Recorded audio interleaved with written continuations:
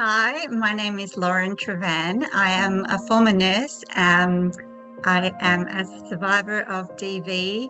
I'm an author and advocate and also studying a criminology degree at the moment.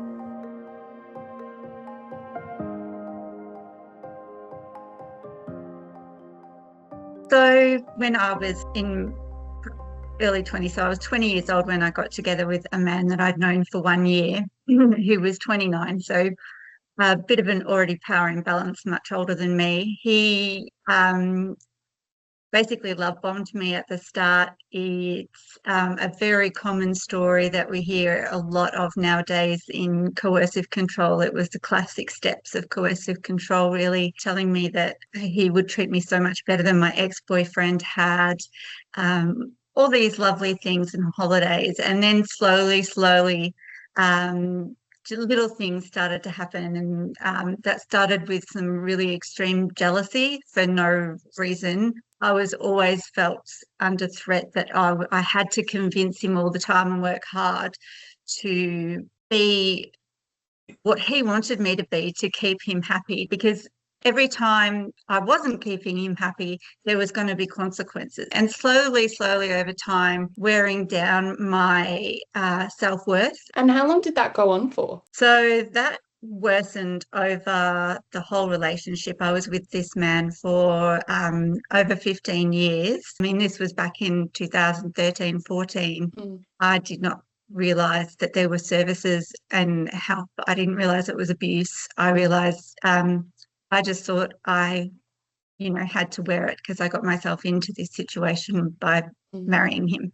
What inspired you to become an author and an advocate in this space? And I guess, share your story and your book, what it means, how it felt writing it and publishing it.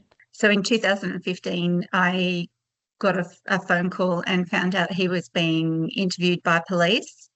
And when I found out what that interview was for and found out the truth about it, I left him immediately.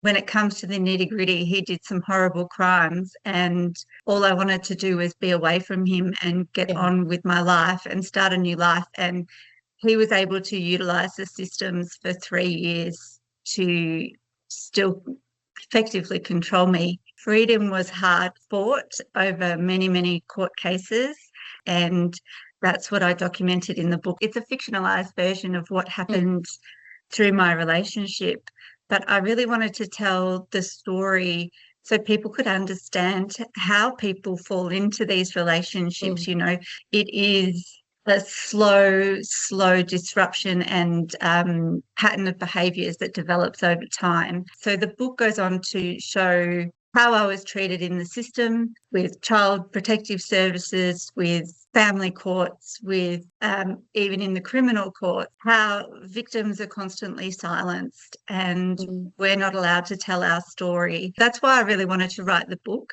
And also because it would have been something that I would have wanted to read when I was going through it, because I wanted so badly to have a happy ending and find happiness again, because it's a very long road back from when you lose yourself. And I wanted to be able to tell that story so someone could read it and have some hope for the future that, you can move on. You can have a great life. Leading on to the event, obviously the panel discussion is about coercive control. You advocate for this quite a lot. What are you kind of hoping that people take away from that discussion? Obviously the conversations between you, Manuela, the CEO of Friends with Dignity, who obviously has not just lived experience, but 10 years working within the domestic violence space. Also Nicole, who has experience with stalking. What kind of conversations, I guess, do you hope that people leave the room kind of having? I hope they understand that, the abuse often doesn't end once a relationship ends. And it can really, particularly if you've got, investments with this person, including children, the biggest investment of your whole life. The control doesn't stop when the relationship stops often. And, that can be the real start of the real battle And when you're at your very lowest, when you're at a point to leave, that is the most dangerous time in those relationships as well. I want people to recognise that it's far more dangerous than what it sounds like. It's not just someone listing out a bunch of rules, it's unspoken rules. And really, I want people to understand that this can happen to anyone, and I hope to help change systems that need changing.